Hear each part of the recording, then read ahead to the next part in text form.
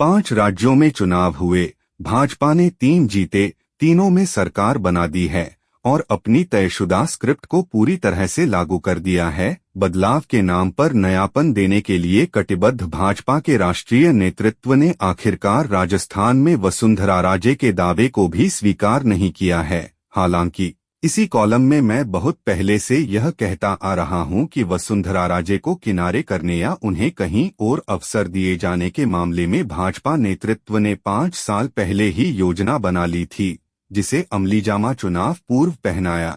जब तय हुआ कि चुनाव सिर्फ कमल के निशान और मोदी के चेहरे पर लड़ा जाएगा, तो फिर राजस्थान में भी अपनी नीति को नहीं बदला, न तो राजे को चेहरा बनने दिया और न मुख्यमंत्री पद पर नवाजा। लेकिन यह सारा घटनाक्रम इतना सामान्य नहीं है।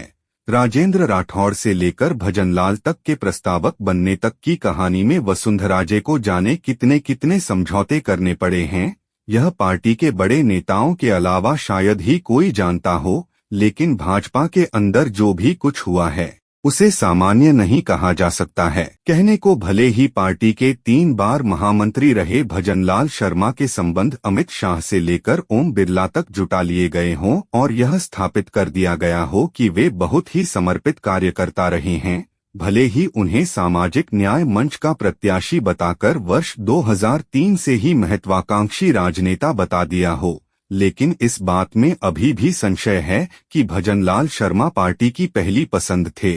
पहली पसंद के रूप में दिया कुमारी ही थीं, लेकिन अंतिम समय में कुछ ऐसा हुआ कि नाम बदला और दिया कुमारी को मुख्यमंत्री से उपमुख्यमंत्री बना दिया गया। इस पूरे घटनाक्रम में किरोड़ीलाल मीणा का वक्तव्य अभी तक आना बाकी है। उनका वक्तव्य काफी मायने रखता है। वे किस तरह से सोचते हैं? हालांकि राजेंद्र राठौड़ और सतीश पूनिया के हार जाने से स्थितियां बदल गई, लेकिन गौर से देखा जाए तो छत्तीसगढ़ या मध्य प्रदेश का फार्मूला पूरी तरह से राजस्थान में लागू नहीं किया जा सका।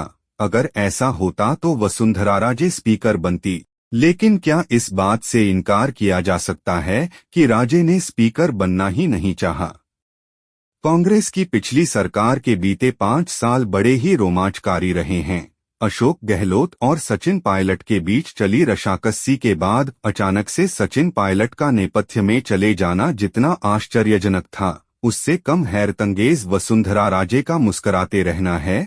उनकी यह मुस्कान कब तक बरकरार रहती है, इसका इंतजार रहना चाहिए। बहरहाल मुख्यमंत्री का नाम तय होने के बाद अब कांग्रेस को अपना नेता प्रतिपक्ष घोषित करना है। सचिन पायलट फिर से पारी को संभालने के लिए भेजे जाते हैं या कांग्रेस भी कोई बदलाव करती है, देखना होगा।